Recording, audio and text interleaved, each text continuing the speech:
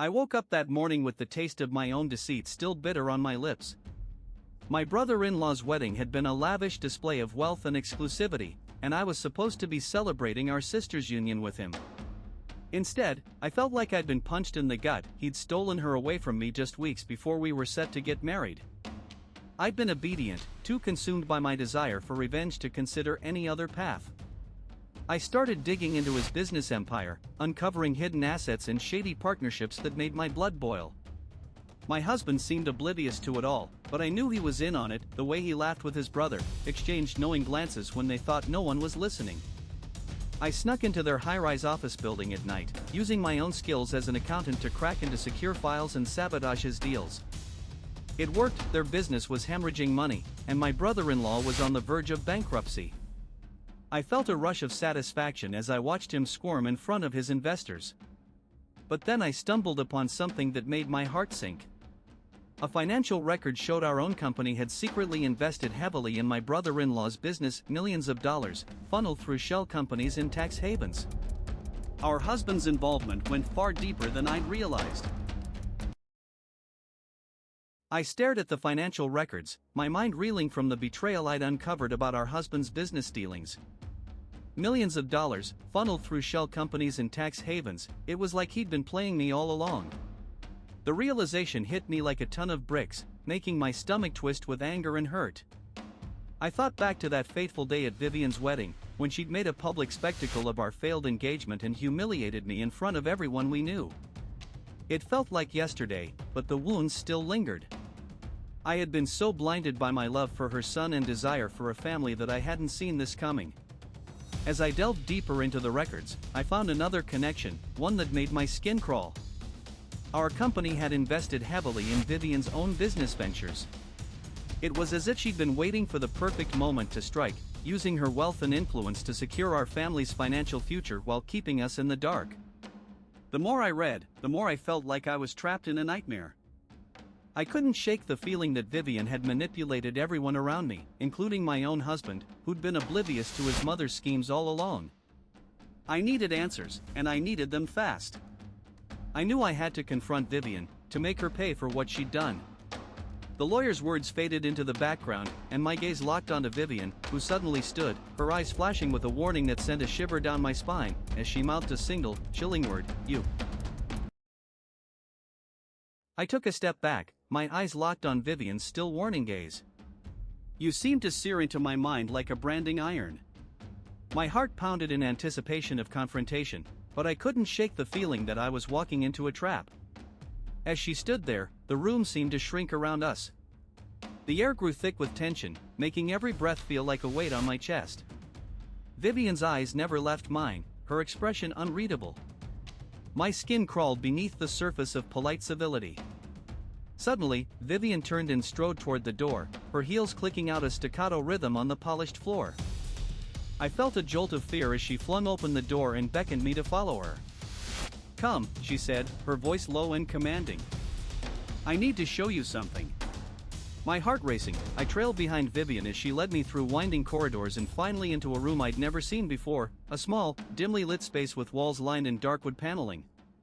In the center of the room, a single door stood ajar, revealing a narrow stairway that plunged down into darkness.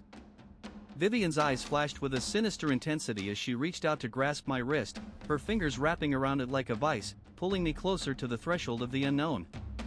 "Are you prepared to face what's been hidden here for so long?" she hissed, her voice barely audible over the sound of my own ragged breathing.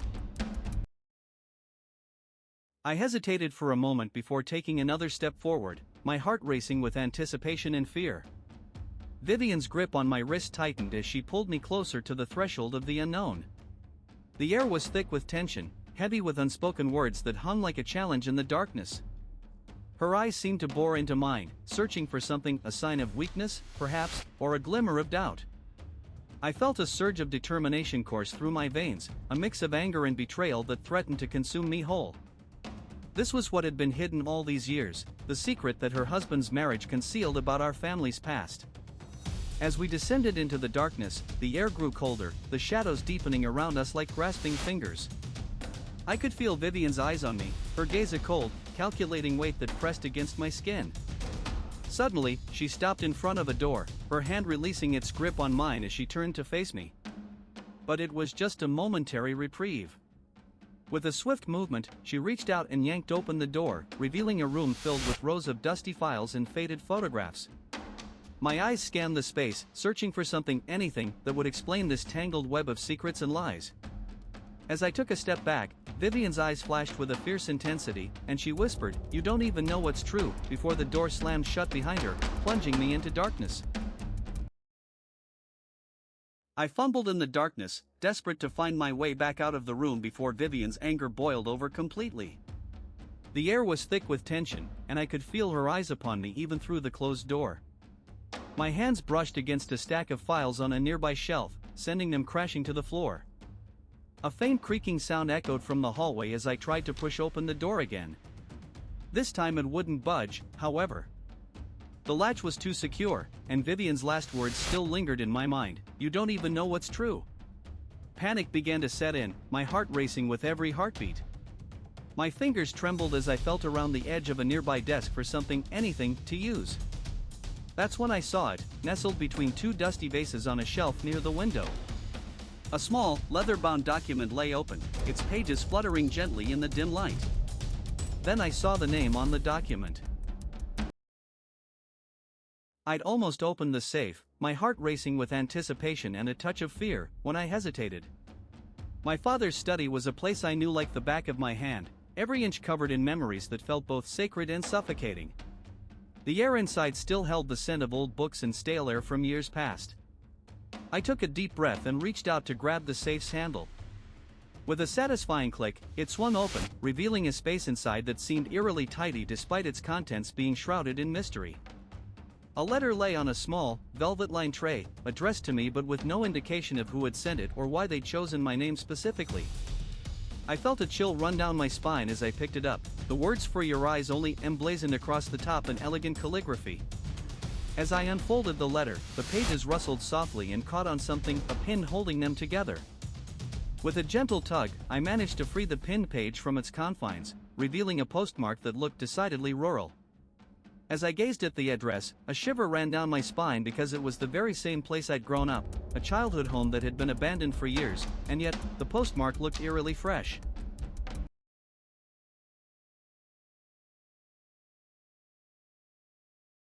As I stood there, frozen in shock, my mind racing with questions and fears, I couldn't help but think of Vivian's wedding day all over again.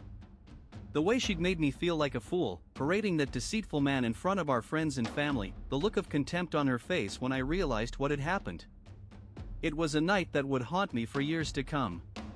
But now, as I gazed at the address on the letter, my thoughts were consumed by something far more sinister. A place I thought I knew so well, but it seemed that everything about my childhood home was a lie. The postmark looked fresh, and the return address belonged to someone who claimed it had been abandoned for years. My heart racing, I felt like I'd been punched in the gut all over again. This couldn't be happening. My mind began to reel with questions. What else was Vivian hiding?